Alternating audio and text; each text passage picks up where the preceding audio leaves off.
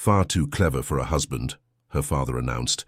Laurence Pell, standing close enough to hear, disagreed, though it would take him the better part of a season to admit it. The Harwick ball began as all the best disasters do, with a compliment. Sir Edmund Croft delivered it to his daughter at precisely 9:30 in the entrance hall of Lord Harwick's Grosvenor Square townhouse, within easy hearing of 6 people he had not noticed, and one he would later wish had been anywhere else on earth. "My dear," Sir Edmund said, patting Thomasine's gloved hand with the fond exasperation of a man who had long since made his peace with the inexplicable, "you are far too clever for a husband." Thomasine smiled. She did not blush, did not stiffen, did not cast her eyes downward in the manner the remark might have invited. "I know," she said simply, and walked into the ballroom. Laurence Pell, standing 3 feet to Sir Edmund's left with a glass of wine he had not yet touched, watched her go. He was there because Lord Harwick owed him a considerable sum and had invited him to this ball as a gesture of goodwill that cost nothing and settled less. Laurence had attended because Lord Harwick's goodwill was, for the moment, worth cultivating.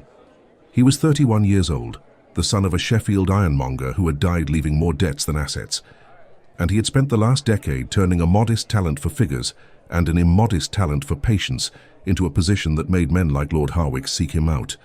He was not quite a gentleman, he was not quite in trade. He existed in the careful middle ground that London's financial world had carved out for men who were useful enough to invite and not quite respectable enough to seat at the top of the table. He was accustomed to being underestimated. He had made considerable money from it. He watched Thomasine Croft cross the ballroom floor and noted 3 things in rapid succession: that she moved as though she had decided where she was going before she arrived, that 2 separate groups of people turned to greet her with what looked like genuine pleasure rather than social obligation, and that she was performing. He was certain of this last point. A woman whose father announced her cleverness in public hallways was a woman whose cleverness had been deployed, long and strategically, as the feature most likely to set her apart. In a marriage market that prized accomplishment, unusual intelligence was merely another accomplishment. The trick was making it look effortless. Miss Croft had clearly been practicing. Laurence set down his wine and followed the general movement of the room toward the dancing. He did not intend to speak to her. He intended to speak to Harwick, extract a vague assurance about the repayment schedule, and leave before the supper interval. He had papers to review in the morning and a meeting at 10 with a man who was considering whether to trust him with the management of a mill in Derbyshire. He did not have time for balls, for dancing, or for women who had perfected the performance of their own minds. He lasted 40 minutes before circumstance arranged otherwise.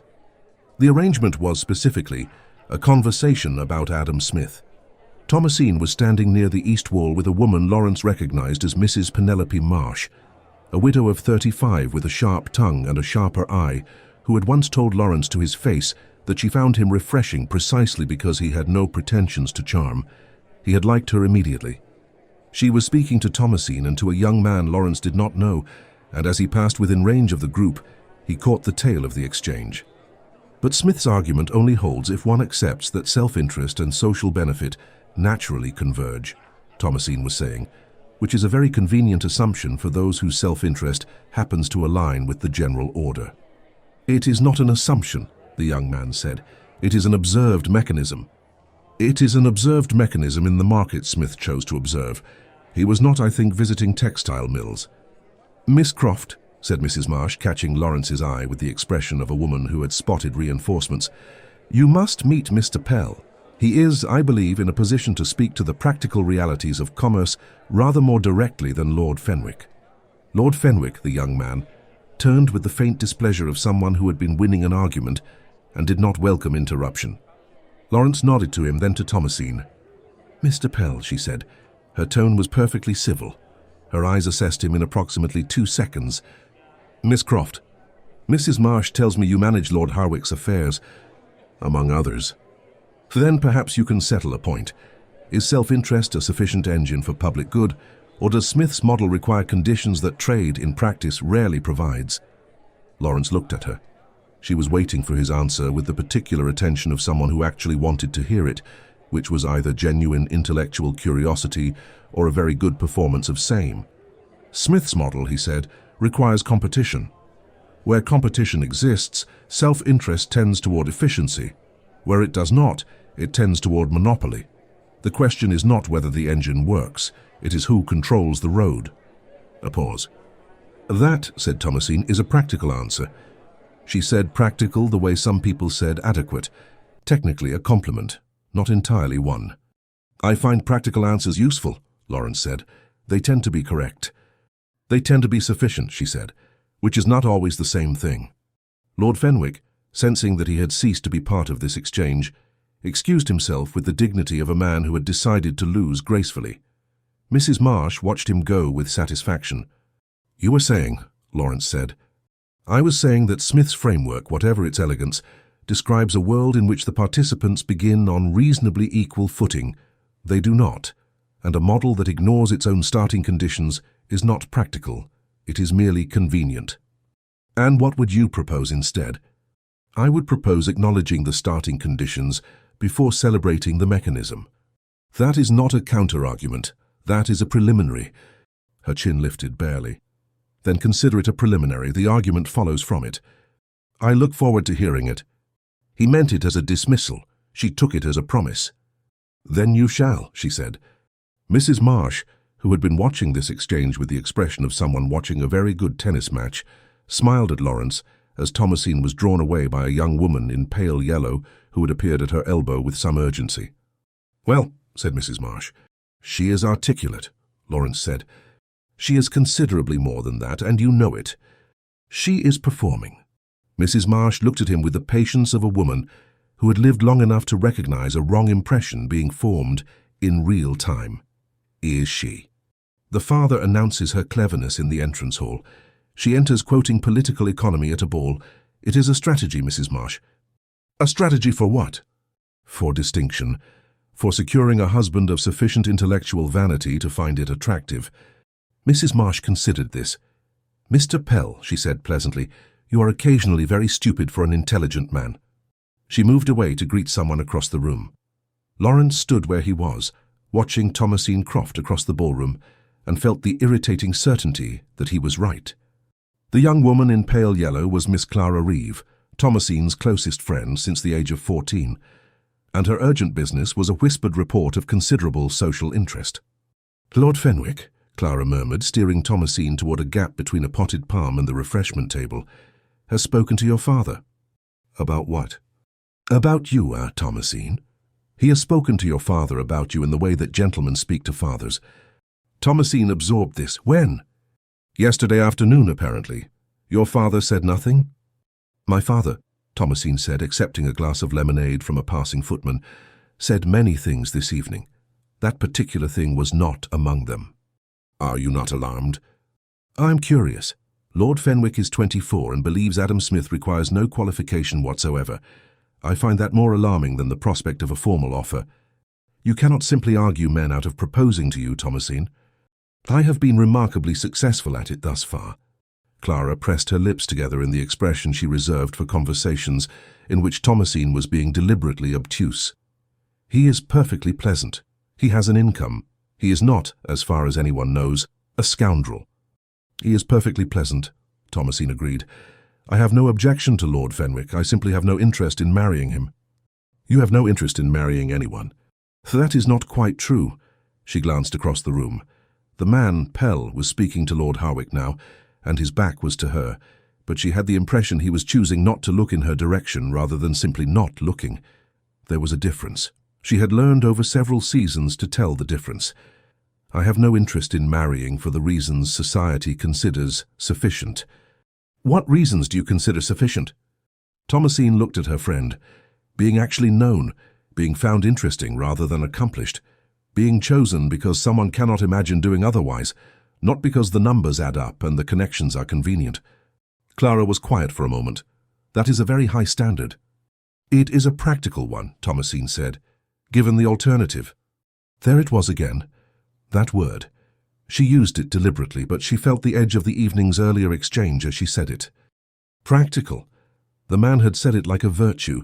She had said it back like a challenge. She was not entirely sure which of them had meant it more sincerely. Lord Harwick was telling Laurence about his plans for a shooting party in October. Laurence was listening with half his attention and noting with the other half that Thomasine Croft had a habit he had not expected. She listened. Not in the manner of a woman performing attention, the slight forward tilt, the carefully arranged expression of interest. She listened the way people listened when they were actually thinking. When her friend spoke, Thomasine's gaze went slightly unfocused. When she responded, she answered what had been said, not what she had expected to be said. It was not a performance he could easily account for. He filed it away and turned his full attention back to Lord Harwick, who had moved from shooting parties to the parlour state of his east wing roof, and who would, Laurence calculated, not raise the matter of the outstanding sum this evening. He never did, at balls. He raised it at his club on Tuesdays in the apologetic tones of a man who considered debt a form of correspondence rather than an obligation. Laurence had 3 more Tuesdays of patience left. He had noted the date. He did not look at Thomasine Croft again before he left the ball. He was quite deliberate about this. He had formed his opinion. She was clever, quick, probably well-read, and engaged in the project of making herself the most interesting woman in any room she entered. It was not an unattractive project. It was simply not one he had any reason to involve himself in. He collected his coat and his hat and walked out into the Grosvenor Square night. The word practical followed him home, wearing her voice. The bookshop on Piccadilly was Hatchard's, and Thomasine was there on a Tuesday morning, which was, she reflected afterward, precisely the sort of coincidence that would have been more satisfying if it had been arranged. It was not arranged. She was there because she was always there on Tuesdays. She came for the new philosophical periodicals, for the proprietor's recommendations, and for the particular pleasure of an hour spent in a place where her purpose required no justification. Laurence Pell was there because Sir William Crane, who managed a portfolio of properties in the north and had agreed to consider retaining Laurence's services, had mentioned the previous week that he could be found at Hatchard's on Tuesday mornings. Sir William was not there.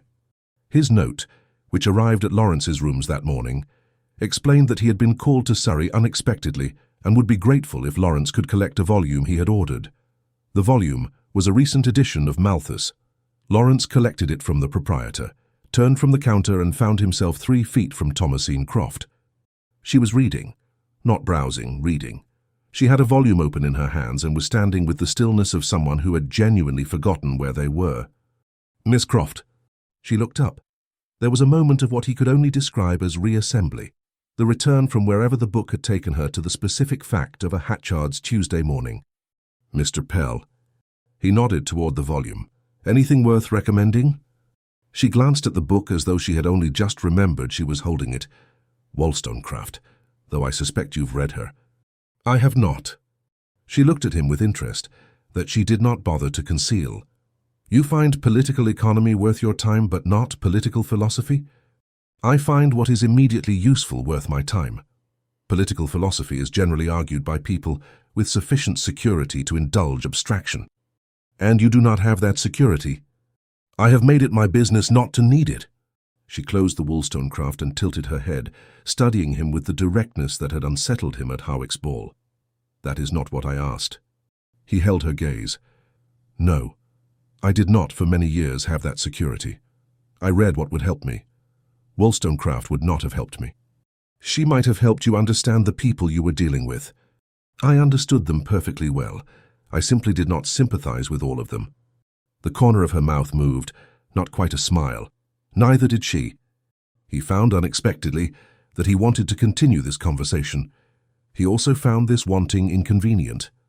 "What did you make of the Smith discussion?" he said, "when you had time to reflect on it?"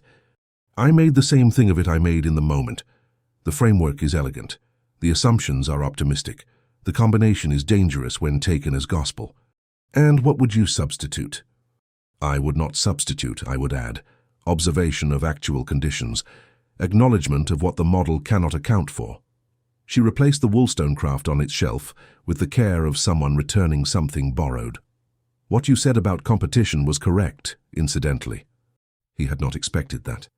"You are telling me I was right?" "I am telling you that one of your points was sound. It is not the same as telling you that you were right. You were also somewhat dismissive." "Of your argument?" "Of the possibility that my argument had merit.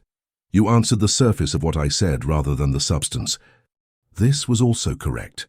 He had done exactly that, and he had known it as he did it because engaging the substance would have required taking her seriously, and taking her seriously would have required revising a judgment he had already made. "I will endeavour," he said, "to address the substance. I shall hold you to that." She took her leave with a small nod and moved toward the periodicals at the back of the shop. Laurence stood for a moment with the Malthus under his arm, examining the conversation he had just had, which had not gone at all as he would have predicted. She had conceded a point, freely without the arch qualification he had expected. She had also told him plainly that he had been dismissive. Both things were more honest than performance required. He filed this away too, next to the listening. The dinner was at the Grenvilles, a Thursday in mid-May, the sort of gathering that Mrs. Grenville assembled with the precision of a general and the apparent artlessness of a woman who simply enjoyed feeding people. 12 at table. Thomasine was placed between a retired admiral who had strong opinions about the blockade and a clergyman who had stronger ones about the admiral. Laurence was across the table and 4 seats to the left, which placed him squarely in her eyeline when she looked toward the center of the arrangement. She did not intend to look toward the center of the arrangement. She looked toward it anyway. He was speaking to Mrs. Grenville about the east wing of Harwick's house. Mrs. Grenville, who had an architectural interest, was asking specific questions, and Laurence was answering them with more knowledge than Thomasine would have anticipated from a man of business. He knew the names of the masons. He knew the cost of Kentish ragstone versus Portland. He spoke about it not as someone who had been told these things, but as someone who had stood in a half-repaired east wing and looked at the wall. She found this unexpectedly interesting. The admiral to her left delivered a comprehensive assessment of the Danish situation. Thomasine attended to it with her full intelligence and approximately half her attention. Across the table, Laurence caught her eye. He had clearly just said something that had made Mrs. Grenville laugh, and the laughter had shifted his face into an expression she had not seen at Harwick's, easier, less deliberate. Then he looked at her, and the ease did not entirely disappear, which surprised her. She looked back at the admiral. When the women withdrew after supper, Clara found her immediately. "He keeps looking at you," Clara said in the low, rapid voice she used for information she considered urgent. "The admiral looks at everyone. It is the nature of surveillance." "Not the admiral, Pell. He has been looking at you all evening." "He looks at everything in a room. He is a man who calculates. He calculates you rather more than he calculates Mrs. Grenville's centerpiece." Thomasine smoothed her glove. "He thinks I am performing." "How do you know what he thinks?" "Because it is what most men of practical disposition think when they encounter a woman who argues Smith at a ball. They assume there must be a strategy behind it, something being aimed at something." Clara considered this. "And is there?" "The strategy," Thomasine said, "is that I find it genuinely interesting, which is apparently very difficult to believe." When the men rejoined them, Laurence crossed the drawing room and stopped beside her with the directness of a man who had decided to do something and was doing it. "You were going to make an argument," he said. "At Harwick's, the preliminary that the argument followed from." She turned to face him. "You remembered that?" "I said I looked forward to hearing it." "You said it as a dismissal." "I know." A brief pause. "I'm not dismissing it now." She studied him. The ease she had seen at dinner was still there somewhat. He was not comfortable. She had the impression he was rarely entirely comfortable in rooms like this. But he was present, and his attention was specific and unperformed. "Very well," she said. "The argument is this. Smith assumes that the individual seeking his own advantage operates within a market of others doing the same, with broadly equivalent information and access. The moment information or access is unequal, the mechanism breaks. Not degrades, breaks. The efficient outcome never arrives because the competition was never genuine." Which means that a practical model of commerce requires, as its first condition, an account of how information is distributed, which is a political question before it is an economic one. He was quiet for a moment. "That is not an unreasonable argument." "It is a correct argument." The corner of his mouth moved. "It is a well-made argument. Whether it is correct depends on the empirical question of how consistently markets fail to provide equivalent information. Consistently enough to matter. Consistently enough to change the model, or consistently enough to refine it." She opened her mouth. She closed it. "That," she said, "is a better question than I expected." "I occasionally ask better questions than expected." "You occasionally answer them too." She held his gaze. It is when you decide in advance that no better question is needed that you become unreliable. He did not flinch. That is a fair assessment. I know. She turned to answer a remark from Mrs. Marsh, and Laurence did not attempt to reclaim her attention. He moved to the other side of the room, where he stood for some minutes in conversation with the clergyman, and Thomasine, attending to Mrs. Marsh with every courtesy she possessed, was aware of where he was in the room without looking at him. This was new. She was not accustomed to being aware of where a man was without looking at him. She filed the feeling away as inconvenient and attended to Mrs. Marsh. Lord Fenwick called in Welbeck Street on a Friday morning. He was punctual, pleasant, and brought violets, which was either a charming impulse or a researched gesture. Thomasine had not been able to decide which, and it mattered to her more than it probably should have. Sir Edmund received him in the drawing-room, with the warmth of a man who understood what a morning call of this specific character signified, and was not displeased by it. He excused himself after 15 minutes with the transparent tact of a father who wished to allow a conversation to proceed. Lord Fenwick sat forward in his chair, with the posture of a man who had prepared something and was about to deliver it. "Miss Croft," he said, "I hope you will allow me to speak plainly." "I prefer it," she said. "I have found our conversations this season, at Harwick's particularly, and at the Grenvilles, to be of unusual quality. You argue well. You are not easily flattered into agreement. I find that—" he searched for the word, "admirable." "That is generous, Lord Fenwick." "It is honest." He looked at her directly. "I should like very much to continue such conversations in a more permanent capacity." He did not say wife. He was too well bred to say it plainly, but it was in the room, waiting. Thomasine looked at him. He was genuinely pleasant. He had a good mind, if an undeveloped one. He would, she thought, be kind. He would also, within a year of marriage, begin to find her exhausting, and she would know it, and they would negotiate a careful distance from each other, and it would be civil and hollow and last 40 years. "Lord Fenwick," she said, "I am honoured, truly, and I think well of you. I want that to be clear." He stilled. "But I cannot accept your offer. Not because there is any deficiency in you, but because what you admire in me is not what I wish to be admired for. You admire that I argue well. I want to be with someone who argues back. That is a different thing." A long pause. "I would argue back." "You would," she said gently. "Yield, eventually, to keep the peace, and I would know it, and neither of us would be happy." He sat with this for a moment. She watched him process it with the slightly painful respect of someone receiving a diagnosis that is accurate, even if it is not what they wanted to hear. "You are very certain," he said at last. "About this, yes." He rose. He collected his hat. He said with the dignity that she had always thought was his best quality, "I hope you find what you're looking for, Miss Croft." "I hope so too," she said. She saw him out herself. In the entrance hall she passed her father, who had clearly not been as far away as he had appeared to be.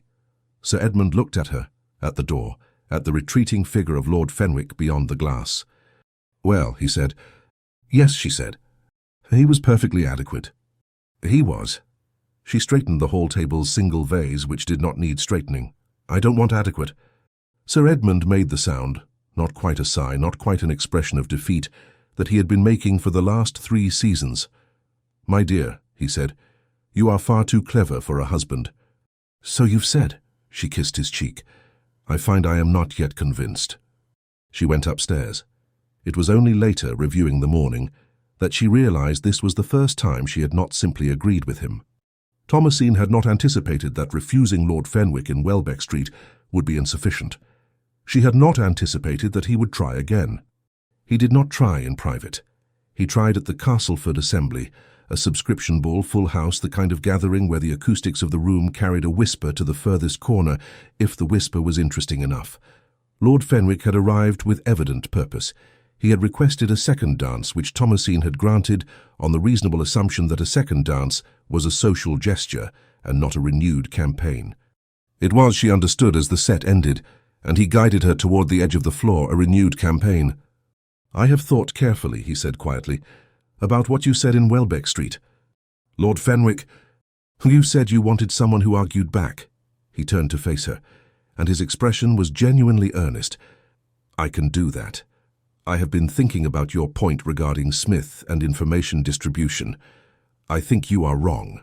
She blinked. This was not what she had expected. "Tell me why," she said. "Because you are assuming that information asymmetry is structural rather than contingent. In a sufficiently competitive market, the incentive to correct information asymmetry is itself a market force. Transparency is profitable, therefore the mechanism can, in theory, correct itself." It was a reasonable counter-argument. It had a flaw, but it was a reasonable counter-argument. "In theory," she said, "which is where your preliminary lies too." She looked at him. He was not wrong about this. He had gone away, thought about it, returned with a rebuttal. That was, in fact, what she had said she wanted. And she still could not imagine it. Not because he was insufficient, because he was made of good intentions that would, over time, calcify into expectation, and she could see the whole shape of the future too clearly to pretend she could not. "Lord Fenwick," she said, and her voice was gentle, "your argument is better than your first. I mean that sincerely, but it does not change my answer." The room was paying attention now. Not obviously. Backs were mostly turned, conversations continued, but the particular quality of attention that a London ball concentrated on anything that might be interesting had shifted toward them. Thomasine was aware of it without looking for it. "I see," he said. "I am sorry," she said. "I am genuinely sorry." "I know you are." He held himself with the dignity that she had noticed before, that she respected thoroughly. "I shall not press further." "Thank you." He bowed. She inclined her head. He walked away toward the card room, and the room breathed again. Thomasine stood where she was for a moment. Then she walked to the side of the room where Mrs. Marsh was standing, because Mrs. Marsh was the person she most wanted to be near when she had just done something that was right and also cost something. "That was admirably handled," said Mrs. Marsh. "It was necessary." "It was both." Mrs. Marsh touched her arm briefly. "How are you?" "Perfectly well." She was.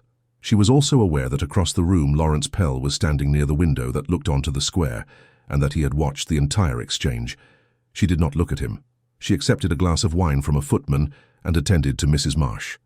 "Today was a perfectly good prospect," Mrs. Marsh observed, in the neutral tone she used when she was not being neutral. "He was, and you declined him with the composure of a woman who had decided some time ago." "I declined him the first time in Welbeck Street. Tonight was his second attempt." "Ah," Mrs. Marsh was quiet a moment. "Then you were kinder than the situation required." "He deserved kindness. He is a good man." "Most of them are. The question is always whether good is sufficient." Thomasine looked at her friend. "It never has been for me." "No," Mrs. Marsh agreed, "I know." Across the room she did not look at Laurence Pell, but she knew with the specific certainty that had been building for 3 weeks that he was looking at her. The Castleford assembly ended at midnight. Laurence had not intended to stay past 11. He had stayed because the evening had become, without his permission, interesting. He stood in the carriage queue on the pavement outside and reviewed what he had seen. She had declined Fenwick the first time in private, from what Mrs. Marsh had let fall in the days since the Grenville dinner. She had declined him again tonight in the open, with every opportunity to soften it into ambiguity, and she had not taken that opportunity. She had been clear and kind and definite. He had watched her face during the exchange. She had not been performing composure. She had composure, which was a different thing entirely. She had looked at Fenwick with the attention of someone who was genuinely sorry to cause pain and genuinely unable to do otherwise. It was not the face of a woman securing the most advantageous outcome. It was the face of a woman who had decided what she wanted and was paying the social cost of it without complaint. He stood in the cold May night and dismantled piece by piece the conclusion he had reached in Lord Harwick's entrance hall. She was not performing. She was, and he could find no more precise word, herself. The cleverness was not deployed. It was simply present, like height or eye color, and she had long since stopped managing the fact of it. The carriage arrived. He got in. He looked out the window at the lit fronts of the Castleford building and thought about the word practical in her voice, and what she had meant by it, and whether he had heard it correctly. He did not think he had. The gossip reached him on a Wednesday. It came from Harwick's secretary, a young man named Foster, who occasionally passed Laurence information he had not asked for, in the manner of someone who believed information to be the currency of advancement. It was usually harmless. This time, it was not. The information was this. A woman named Mrs. Delacourt had been heard, at 2 separate gatherings in the previous week, suggesting that Miss Croft's repeated refusals of eligible gentlemen indicated an existing attachment, an existing, private, and therefore improper attachment, to a man who had not been named but was described, with arch vagueness, as not of her station. It was not a ruinous rumour. It was the kind that worked slowly, that attached itself to a name and coloured every subsequent observation. Miss Croft refuses Fenwick, perhaps because she is saving herself. Miss Croft argues with a man of business at balls. Perhaps now we understand why. It would not destroy her, it would change the air around her. It would make the next season harder, and the one after that. Laurence sat with this for a morning. He did not know Miss Croft well. He had spoken to her 4 times at length. He had no claim on her, no standing, no reason to involve himself. He also knew Mrs. Delacourt, who sat on 3 of the same charitable committees as Lady Harwick, and who was susceptible to the opinion of people she considered important. And he knew Lady Harwick, whose opinion Mrs. Delacourt considered very important indeed. It was a matter of 15 minutes and one well-placed conversation. Lady Harwick was fond of him, in the way that aristocrats were fond of useful men, warmly and contingently. He called in Berkeley Square on a Thursday morning, conducted the business he had come to conduct, and in the final 5 minutes of the visit mentioned with perfect casualness that he had heard a curious story about a Miss Croft, and that he believed Lady Harwick might be in a position to set the record straight, as she was well acquainted with the family and would naturally know that there was nothing to the report whatsoever. Lady Harwick, who did not like Mrs. Delacourt and did like the Croft family, set the record straight with the efficiency of a woman who had spent 30 years managing the social architecture of 2 counties. She did it at her own Thursday morning gathering, in the hearing of 8 women who would have the information distributed to every relevant drawing-room within 48 hours. Laurence walked home from Berkeley Square without having mentioned his name in the matter at any point. He told no one he had done it. He wrote 2 letters, reviewed a set of accounts, and attended to the rest of his day. He did not examine why he had done it. He filed that too away in the drawer he was running out of room for. Mrs. Marsh found Thomasine in the lending library on Saturday afternoon. She was there, she said, entirely by coincidence. Thomasine, who knew Mrs. Marsh had never done anything entirely by coincidence in her adult life, accepted this and waited.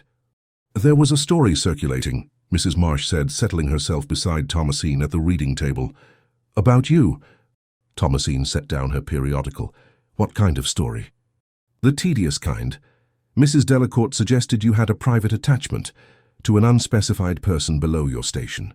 It would have been nothing ruinous, but it would have been tiresome. Would have been. Lady Harwick corrected it, thoroughly. At her Thursday gathering, Mrs. Marsh smoothed her glove. She did so with what I can only describe as unprompted enthusiasm, which was surprising, as Lady Harwick does not typically concern herself with other people's daughters, unless someone she values has given her a reason to. Thomasine looked at her. You think someone put her up to it? I think someone mentioned the matter to her in terms she found compelling. Lady Harwick does not correct rumours on principle. She corrects them when she has been persuaded it is worth her time. Mrs. Marsh paused. Mr. Pell called in Berkeley Square on Thursday morning. The library was quiet. The afternoon light came through high windows onto the reading table between them. You don't know that he said anything, Thomasine said. No. I am assembling a theory from available evidence, which you of all people cannot object to as a method. Thomasine sat with this. Laurence Pell had sat across from her at the Grenvilles and argued Smith and said practical like a declaration of faith, and watched her, with increasing honesty, across 3 separate rooms. He had called in Berkeley Square on Thursday. Lady Harwick had corrected a damaging story on Thursday afternoon. She thought about the drawer of things she had been filing. It was, she realized, considerably fuller than she had acknowledged. If it was him, she said slowly, he said nothing about it. He would not, Mrs. Marsh said. That is rather the point. Thomasine picked up her periodical, put it down again. Mrs. Marsh, what do you make of him? Mrs. Marsh considered this with the seriousness it deserved. I think he is a man who decided young that the world was not going to give him anything, and has arranged himself accordingly, which is admirable, and also, I suspect, somewhat lonely. He does not seem lonely. No, he seems contained, which is not the same thing. She rose, smoothing her skirts. "I will tell you what I told him at Harwick's. He is occasionally very stupid for an intelligent man, but I do not think the stupidity is permanent." She left. Thomasine sat in the lending library with the afternoon light on the table before her and thought about a man who had corrected a rumour about her without telling her, and had done it with such precision that she had not even known to be grateful, and who had stood across every room she had been in for the past month, and looked at her in the way people looked when they were trying not to. The word practical rose in her mind, in his voice, and it sounded different from how she had heard it before. She was not sure what to do with that. She was also, she realized, not entirely sure she wanted to file it away. She did not seek him out. That was important to her. She was not a woman who sought men out, not because propriety forbade it. Propriety forbade a great many things she did without particular anxiety, but because seeking implied wanting, and wanting implied that the wanting mattered, and she had not yet decided how much this one did. What she did was attend Mrs. Greenway's Tuesday musical, which she attended every third week regardless, and where Laurence Pell happened to be present because Mrs. Greenway's husband had retained him the previous autumn, and Mrs. Greenway had the social instinct to keep useful men within her orbit. Thomasine arrived at 7:30. She was shown into the drawing-room. She saw him across it, standing beside the pianoforte, with the posture of a man who was genuinely listening to the young woman currently playing a Clementi sonata, and she made no effort to be on the far side of the room from him. This was new. She acknowledged it to herself without ceremony. She had, for the past several weeks, been managing distance, choosing seats, angling conversations, attending to other people with slightly more concentration than those other people entirely merited. She had been doing it so automatically that she had not noticed doing it. She noticed now that she was not doing it. She accepted a chair near the window. The Clementi ended to warm applause. The young woman at the pianoforte looked up, flushed and pleased, and Mrs. Greenway announced a short interval before the next piece. Laurence crossed the room. He did it without the hesitation she had come to expect, the slight recalibration before approach, the social machinery of a man navigating a drawing room in which he was not entirely certain of his place. He crossed the room as though he had simply decided to, and the decision required no further examination. "Miss Croft." "Mr. Pell." He took the chair beside her without asking whether it was taken. It was not, and they both knew it was not, and the not asking was a small thing that was not small. "Clementi," she said. "Adequately played." "More than adequately. She has very good rhythm." "She rushes the second movement." Thomasine turned to look at him. "You know the piece." "My mother played it, badly but often." He said it without weight, a fact, not a sentiment being offered for inspection. "You don't speak of her?" "I don't, generally. She died when I was 12. He looked at the empty pianoforte stool. "She would have been pleased by this room. She liked rooms with good curtains." Thomasine looked at the curtains, which were very good. Deep green silk, well hung. "These are excellent curtains." "They are." The corner of his mouth moved. She had strong opinions about curtains and very few other domestic matters. It was a specific passion.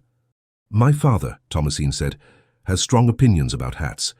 He cannot abide a hat with excessive trimming. He considers it a moral failure." "In the hat or the wearer?" He has not been entirely clear on this point. He smiled then, fully, not the controlled, almost smile she had seen before. It changed his face considerably. She had suspected it would. "Mr. Pell," she said before she had entirely decided to say it, "I understand you called in Berkeley Square recently." The smile did not disappear. It adjusted, became more careful. "I call in Berkeley Square with some regularity," he said. "Lord Harwick's affairs require it." "On Thursday the 15th? "Possibly." "Lady Harwick corrected a rumour about me on Thursday the 15th, in the afternoon, with what several people described as unusual thoroughness." He looked at the pianoforte. "Lady Harwick is a thorough woman." "She is. She is also not a woman who involves herself in other people's difficulties without prompting." A pause. The room moved around them, conversations, the clink of tea things, Mrs. Greenway directing a footman. "Miss Croft," he said, "if Lady Harwick chose to correct a piece of malicious nonsense, I think the credit belongs to her good judgment, and not to any conversation she may or may not have had beforehand." "That is a very carefully worded non-denial." He looked at her then, directly. "Yes," he said, "it is." She held his gaze. He did not look away, and for the first time since Harwick's ball she understood the looking, not assessment, not dismissal, not the calculating inventory she had attributed to him. He was watching her because he found her genuinely difficult to look away from, and he had stopped this evening pretending otherwise. The knowledge of it settled in her chest, warm and slightly alarming. "Thank you," she said. She said it simply, without the armor of irony that she kept close for moments that mattered too much. He nodded once. He did not say it was nothing. They both knew it was not nothing, and he was, whatever else he was, an honest man. The next piece began. They sat beside each other through a Haydn variation and a short German song, and they did not speak. And the not speaking was the most comfortable silence she had spent in another person's company in years.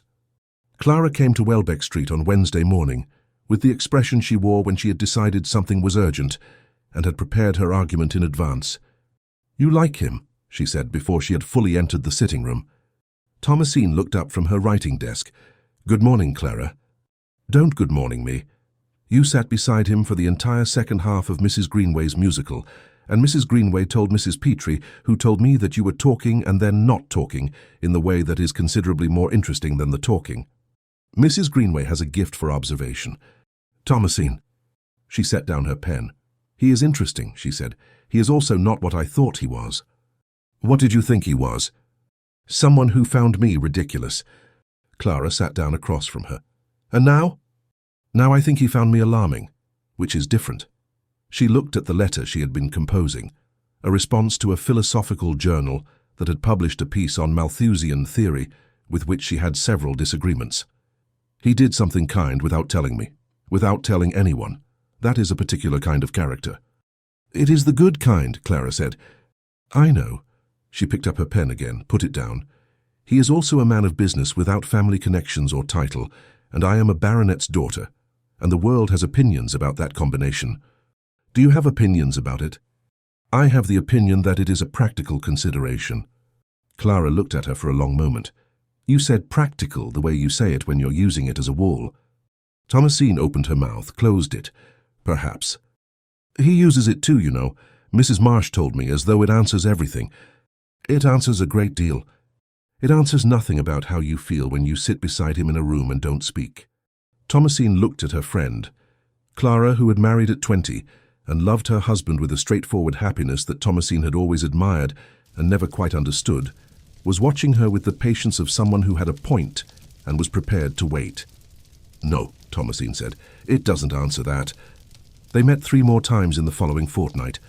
Once at the park, he was walking, she was walking. They fell into step without negotiating it.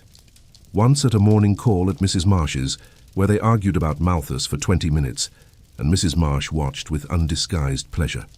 Once at a card party where neither of them played cards, and they stood near the fireplace and talked about Sheffield.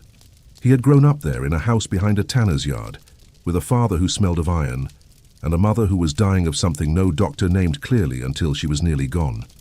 He told her this without drama, as he told her most things, as information, as fact, as the material of a life that had led somewhere specific. "When did you come to London?" she asked. They were standing near the fireplace at the Forsyth card party, and the card players were loud enough that their conversation was essentially private. "At 19, with £11 and an introduction to a man who needed someone to keep his accounts in order." He watched the card table. "The introduction was from my father's last employer. He wrote it the week before my father died. I have never been certain whether he felt guilt or genuine confidence in me." "Does it matter?" "It mattered then, it doesn't now." He paused. "I learned the accounts in 6 weeks. I learned everything else the employer knew in 8 months. After that I found people who knew more and arranged to be useful to them." "You are entirely self-constructed," she said. "Yes." "That must be both satisfying and exhausting." He looked at her. "It is both simultaneously." A brief pause. "How did you become what you are?" "My father's library," she said simply. "He is not an intellectual man, but he had an intellectual grandfather who left an extraordinary collection, and no one in the family thought to move it out of the Welbeck Street house. I was 12 when I found it. By 15 I had read everything in it twice. And no one objected. My mother died when I was 8. My father objected in principle but was inconsistent in practice. He would remind me periodically that cleverness was unbecoming, and then leave me alone in the library for 3 days. She looked at the fire. I think he was proud, actually. He simply had no language for being proud of a daughter who read Locke at breakfast. Too clever for a husband. She turned to look at him. He was looking at her steadily, the look she had learned to read now that was not calculation and had never been dismissal. He says it as a limitation, she said. I have never understood why it should be. It frightens people, he said. A woman who is fully formed before she is claimed. It removes a certain narrative. The one in which she is completed by the marriage? Yes. That narrative, Thomasine said, has always seemed to me to be primarily convenient for the person doing the completing. Practical, he said. She looked at him sharply. He said it with a dry precision that was unmistakably deliberate, offering the word back, in the tone she had first used it 3 months ago, when she had made it sound like a verdict on insufficient imagination. Don't, she said, but she was already almost smiling. I'm not, he said.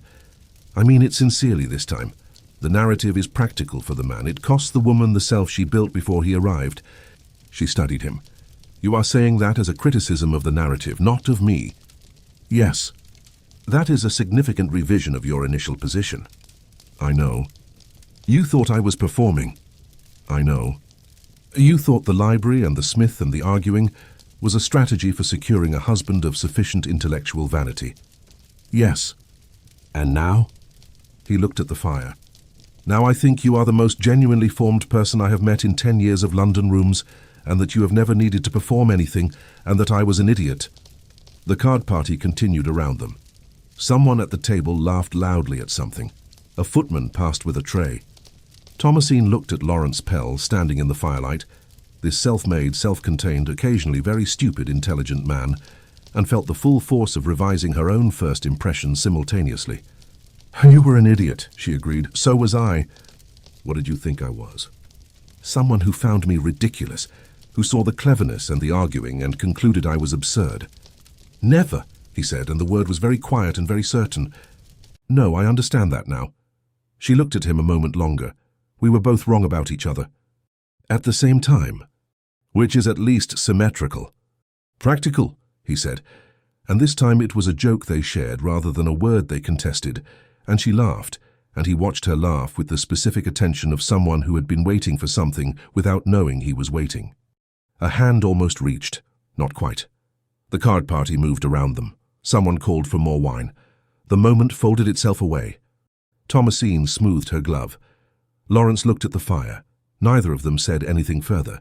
They did not need to, and they both knew it. And the knowing was its own kind of communication. The business crisis arrived on a Thursday without warning, in the form of a letter from Derbyshire. The mill. The man who had agreed in principle to retain Laurence's services, a Mr. Octavius Brand, who had made his money in textiles before textiles had quite made the money he'd expected, had reconsidered. Not because Laurence was inadequate. Because Brand's eldest son, who had recently returned from a year on the continent, had strong opinions about the management of the family's affairs, and stronger opinions about the class of men his father associated with professionally. The letter was polite, it was also final. Laurence sat with it in his rooms above Fenchurch Street and did the arithmetic. The Brand account was not, in itself, ruinous to lose. It was the chain of it. Brand spoke to Forsyth spoke to 3 others, and the question being asked in those conversations was not whether Laurence was competent, but whether he was the kind of man one ought to be seen engaging. The kind of question whose answer depended entirely on who else was engaging him. He needed, in plain terms, to acquire a client whose name would end the conversation. Someone of sufficient standing that the Brand son's opinions would read as personal taste rather than social judgment. He had been building toward this for 3 years. He had 3 such clients in prospect. All 3 would require, he now saw clearly, a version of himself that was unencumbered, presenting himself as a man whose personal circumstances were as ordered and unremarkable as his professional ones. A man without complications. He thought about Thomasine Croft. The thought arrived as her thoughts tended to arrive, fully formed and slightly inconvenient. A baronet's daughter, a woman of evident accomplishment and inconvenient intelligence, a woman who argued Wollstonecraft in bookshops and declined eligible lords with the composure of someone who had somewhere better to be, A woman who did not need his protection, his position, his carefully constructed respectability, and who would, if anyone made the connection, become a complication his clients' families would notice and judge. Not because she was unworthy, because the world's opinion of him was still precarious enough that anything unusual attached to his name would be remarked upon, and anything remarked upon would cost him. He was, he told himself, being practical. He put the letter away. He wrote 3 letters to 3 prospective clients. He attended to his work. He told himself the distance was necessary. He told himself it for 4 days, with the consistency of a man who does not entirely believe what he is telling himself, but has decided to act as though he does. On the 5th day, he attended a small gathering at the Forsyths and was careful, for the first time in 2 months, to be on the far side of the room from Thomasine Croft. She noticed.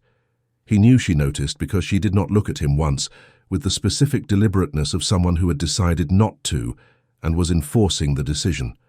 It was the mirror of what he had done for weeks before he had stopped doing it. He had recognized the strategy because he had used it. He took his leave early. He did not speak to her. On the pavement outside the Forsyths' house, he stood in the cold night and understood with perfect clarity that he was doing something he would regret. He did it anyway. May had turned to June. London was at its fullest and most relentless, invitations arriving daily, mornings given to calls and afternoons to parks, and evenings to the sustained performance of enjoying oneself.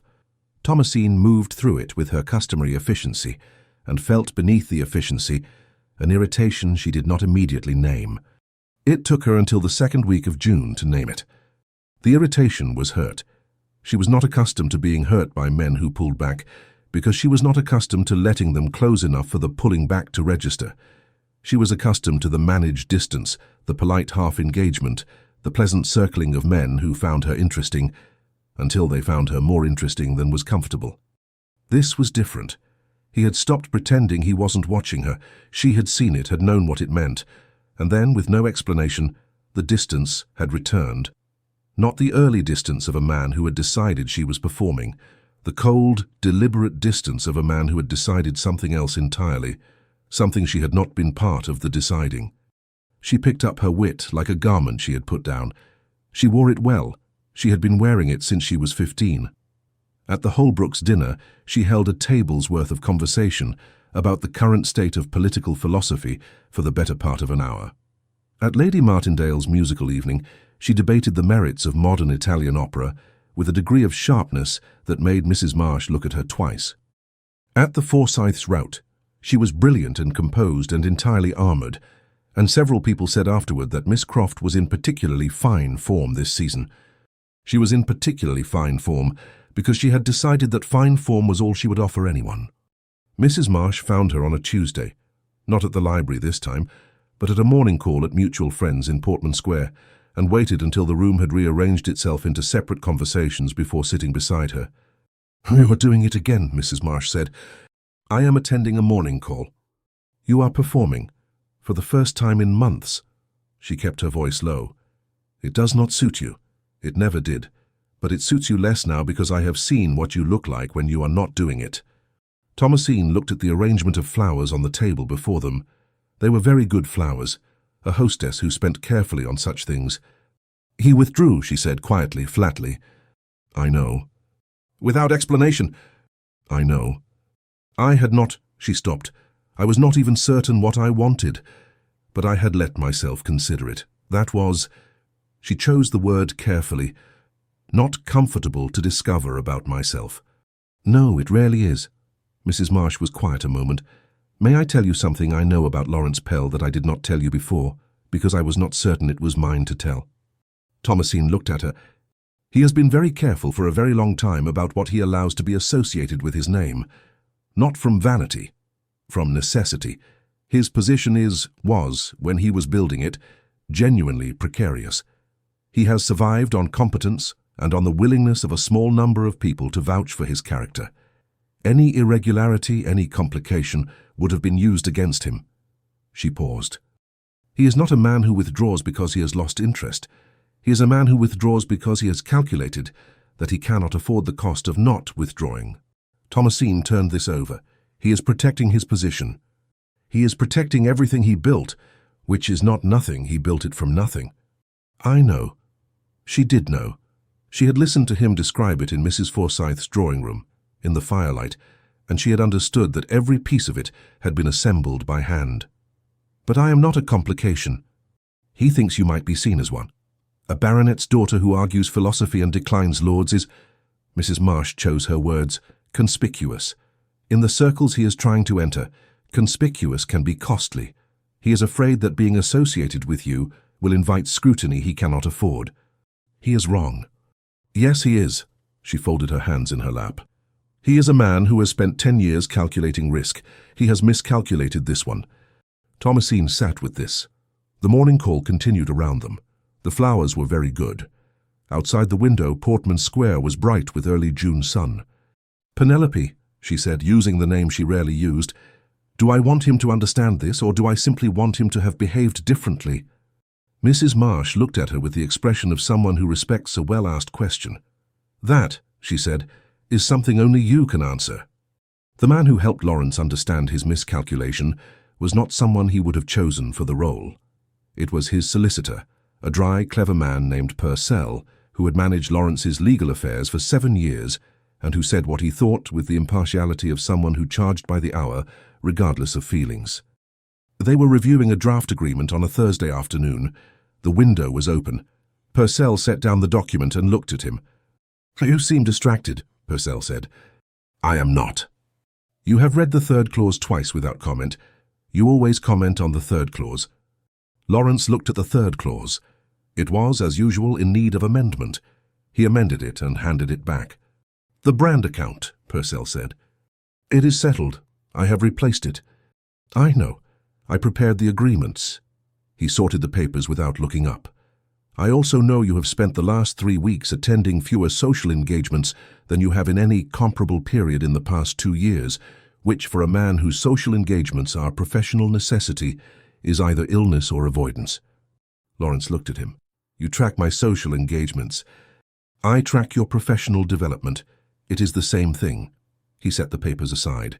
You are avoiding something or someone, and you are doing it because you have decided it is necessary for your position, and you are miserable about it, which is how I know it is the wrong decision. You don't know it is the wrong decision. I know that you have never been miserable about a correct decision. You are extremely good at correct decisions. You make them without discomfort. When you are miserable, you have made the wrong one and are attempting to justify it to yourself. Laurence sat with this for a moment. It was, he reflected, the disadvantage of employing people who were smarter than was strictly necessary. Brand withdrew because of his son, he said. The son's objection was social. That objection will be made by others. It will be made by idiots, Purcell said.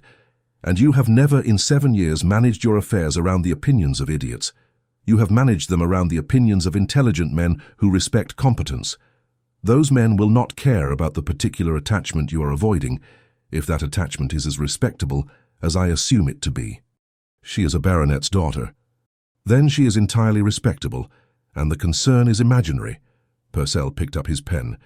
May we return to the fourth clause? Laurence looked out the window. The street below was busy, carriages, a man with a barrow, 2 women with a child between them. He had, he understood, spent the last 3 weeks being afraid. He had dressed the fear in practicality, given it the language of professional calculation, and allowed it to make decisions. It was the one form of cowardice he had not previously indulged, and it was worse than he had anticipated. Purcell, he said. If I have behaved badly towards someone and wish to correct it, what is the appropriate first step? In law or in life? In life. Go and say so. He did not look up from the document. The appropriate first step is always to go and say so. He went to Welbeck Street on a Friday morning. He had no appointment. He had no agreed pretext. He had the address, which Mrs. Marsh had given him 2 days previous, when he had explained himself to her with more candour than he had expected to manage, and which she had given him with the expression of someone who had been waiting for him to catch up for some time. The footman took his card. He waited in the entrance hall and looked at the hall table, where a single vase held late spring flowers, and he thought about Thomasine telling him that her father objected in principle to her reading, but was inconsistent in practice, and the fondness in her voice when she said it, and how she had shown him repeatedly and without guile who she actually was, and how he had taken 3 months to see it clearly, and then, having seen it, had flinched. He was not a man who flinched. It was the wrong word. He was a man who calculated, and he had calculated wrongly, and the cost was not professional but personal and far more significant. The footman returned. Miss Croft would receive him in the sitting room. She was at the writing desk when he entered. She rose, not immediately but without excessive delay. She was composed, which he had expected. She was also, he saw, not performing composure. She was simply feeling it and wearing it, which was different, and he had learned to tell the difference. "Mr. Pell," she said, formal. Not cold, but formal. "Miss Croft." He remained standing until she indicated the chair across from the desk. He sat. "I owe you an explanation." "You owe me nothing," she said. "We have no formal agreement of any kind." "I know. I am offering one nonetheless." She looked at him, said nothing. "I received news in May," he said, "that one of my prospective clients had withdrawn. The reason was social rather than professional. The client's son took exception to the kind of man he wished his father to engage. The timing coincided with—" He stopped. "With my understanding of what I had been doing in your company for the previous months, and I made a calculation. You decided I was a complication. I decided you might be seen as one, by people whose opinion I was still trying to cultivate." He held her gaze. "I was wrong, both factually and morally. I was wrong about the risk you represented, which was not real, and I was wrong to make that calculation without telling you, which was a significant discourtesy." She was quiet for a moment. "It was." "Yes. You let me think I had been mistaken about you. Again, that I had—" She stopped. Then, with the plainness of someone who has decided that honesty is the only available currency, "I had let my guard down. Deliberately. That is not easy for me. And then you withdrew, and I had no explanation, and I concluded that my judgment was catastrophically poor." "Your judgment," he said, "was not poor. Mine was." "That is not entirely comforting." "No, I know." He looked at his hands briefly. "I am not, as a rule, reckless. I have never permitted myself to be. Everything I have, I built by being careful, and I applied that carefulness to you and to what I was beginning to feel, and it was entirely the wrong instrument for the purpose." The sitting room was quiet. Outside, Welbeck Street went about its morning business. Through the window she could see the movement of people and carriages in the pale June light. "What are you beginning to feel?" she said. She said it quietly and with the specific courage of someone who is asking a question whose answer they are afraid to want. He looked at her directly. "That you are the most interesting person I have encountered in 10 years of London. That I have thought about you every day since Harwick's ball, which I did not immediately understand and eventually could not avoid. That I find your arguments, even when wrong, more worth having than most people's agreements." He paused. "That I have missed your company, very specifically, not the idea of it. The actual specific texture of talking to you." Thomasine sat with this. The word practical rose in her, the word they had been arguing over and returning to since the beginning, and for the first time she understood what it had actually meant, every time she had used it as a wall. "I told myself," she said slowly, "that my concern about you was practical, that the question of what the world thought of the connection was a reasonable consideration. I told myself that when you withdrew—" She looked at him. "It was not practical. It was fear." "Of what?" "Of having been seen, of having allowed myself to be known and then losing the person who had known me." She said it plainly, as she had learned, in this sitting room and others, to say difficult things. "That is a different kind of vulnerability than I am accustomed to." "I know." He did know. He had spent 10 years being thoroughly defended and had found in the past months that the defences had a door he hadn't known was there. "We have been very stupid," she said, "both of us simultaneously, which is at least efficient, practically speaking." She looked at him sharply. He said it with the specific, deliberate weight of a man returning a word they both knew, and she felt the whole history of it. The first evening, the insult that wasn't, the Hatchards' argument, the Grenville fireplace, the card party in the firelight. And it rose in her as something recognizable and right. "Mr. Pell," she said. "Miss Croft." "Laurence." A pause. He looked at her with an expression she had never seen on him before, not the careful, almost smile, not the controlled assessment, not even the unguarded firelight of the card party. Something entirely open. "Thomasine," he said. The name in his voice, in this room after everything, it was the most intimate thing that had happened between them. More intimate than anything that had almost happened at the card party or the musicale. She held it for a moment. Then, "I believe you owe me an argument." "About Smith?" "About any of it. You have been absent from the conversation for 3 weeks. I have accumulated several points. I look forward to hearing them." "I know you do." She looked at him steadily. "I want you to know that I am not the complication you feared. My father is a baronet who cannot object to a man of genuine accomplishment. The world will form its opinions. The world always does. But the world's opinion of you is already better than you think it is, and it will be better still when you stop treating yourself as a provisional case." He was quiet for a moment. "Mrs. Marsh told you about my position." "Mrs. Marsh told me enough. I observed the rest." She tilted her head. "You built everything you have from £11 and an introduction from a dying man's employer. The people who matter know that. The people who do not know it are not people whose opinion you should be managing." He looked at her for a long moment. "That is a practical argument. It is a correct one, which is not always the same thing." She paused. "Though in this case it happens to be both." He smiled, the full smile, the one that changed his face. "It does happen. For occasionally." She rose and crossed to the window and looked out at Welbeck Street in the morning light. "Laurence, stay for tea." He stayed. He proposed on a Wednesday evening in the first week of July in the Welbeck Street sitting room, without a prepared speech and without roses. He had, in the week since the Friday conversation, become a regular caller, regular enough that Sir Edmund had begun to receive him with the comfortable manner he reserved for men he had decided to like, which was its own form of permission. Thomasine was reading when he arrived. She had developed the habit, since he had stopped pulling away, of not setting the book down when he was announced. He had developed the habit of sitting down and waiting while she finished the paragraph. It was a domestic comfort she had not anticipated and could not now imagine doing without. She finished the paragraph. She looked up. He was watching her with the open expression that was, she had come to understand, his actual face, the one that lived beneath the careful professional composure. "Thomasine," he said. "You are going to say something significant," she said. "Your shoulders do a particular thing." "My shoulders do not do a particular thing." "They straighten, very slightly, when you have decided something." She closed the book. "Well?" He looked at her steadily. "I am not going to construct an argument for this. I have thought about whether an argument would be better, and I have decided it would not. You would dismantle it. Almost certainly. So I will simply say, I want to spend the rest of my life arguing with you about Smith and Wollstonecraft and curtains and the precise meaning of words neither of us will ever entirely agree on.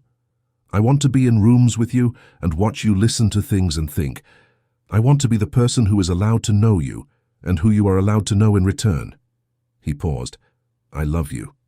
I have loved you since the Forsyth card party, and probably before, and I have been quite extraordinarily slow to say so." Thomasine sat with this for a moment. The evening light was long and gold through the sitting-room window. "You were slow," she agreed, "and so was I. We were efficient about it. Simultaneously stupid, which is at least symmetrical," she said. "Yes." She looked at him. "Laurence, I have never wanted what was offered to me. I have wanted what was real and rare and worth the cost of being known. You are all three." She paused. "Yes. I haven't asked yet." "You were getting to it." "Thomasine—" "Yes," she said, "I will marry you." He was quiet for a moment. Then he laughed, low and genuine, the laugh she had heard perhaps 4 times and collected like evidence. "Practical of you," he said. "Entirely," she said. "I've been waiting for someone worth being practical about." He crossed to her. She stood. They were 2 feet apart, then 1, and then he took her hand and she let him, and the letting was the most deliberate thing she had done in 3 years of London seasons. "So your father," he said, "will pretend to be stern and be secretly pleased. He has told me I am too clever for a husband so many times that he has been composing the speech for what happens when one arrives." She looked up at him. "He likes you." "I know. He told me last Tuesday that I had a good head for figures, and an even better one for not being intimidated by people who think they are more important than they are. He paused.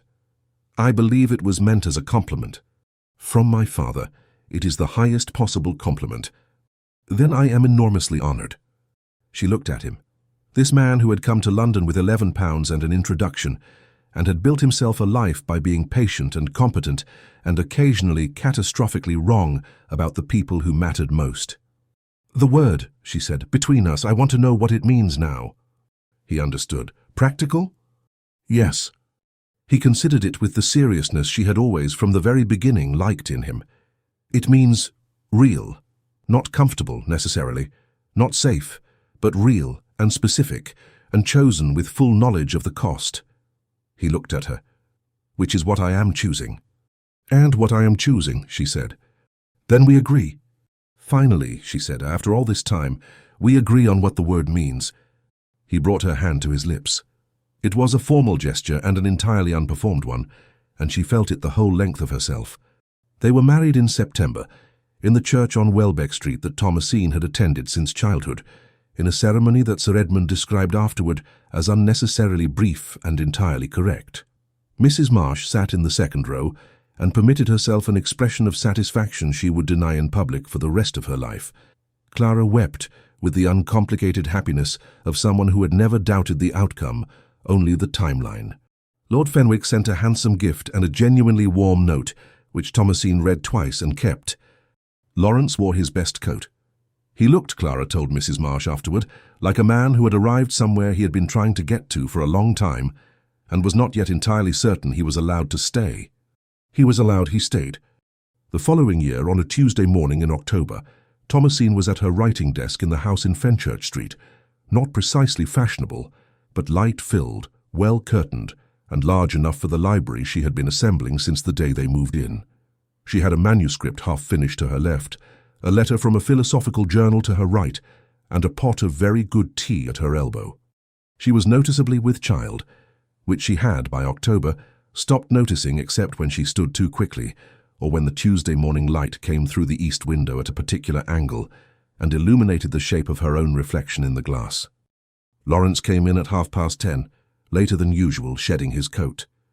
Purcell sends his regards, he said, and his opinion that the new clause in the Whitmore agreement is excellent.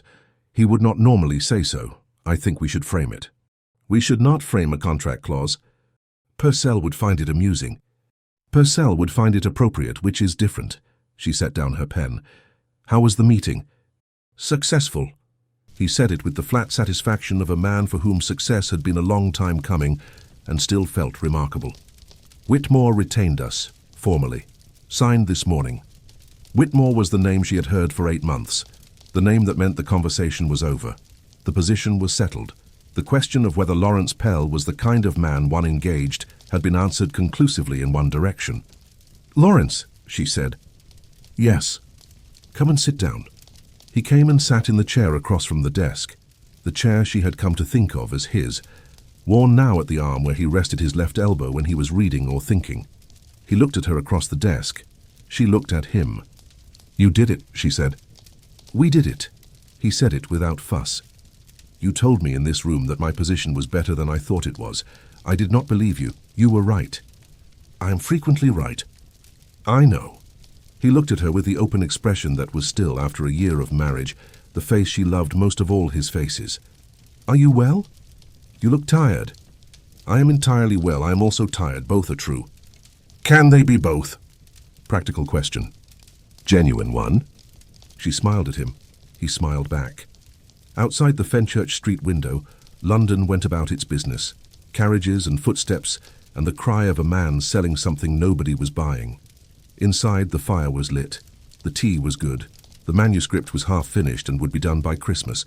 And the woman who had never been looking for a husband was sitting across from the one she had found.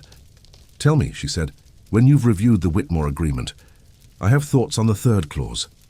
You always have thoughts on the third clause. Because the third clause is always wrong. It is not always. It is frequently wrong in a correctable direction. She picked up her pen. That is practically the same thing. He laughed. She wrote. The fire burned. October moved across the window.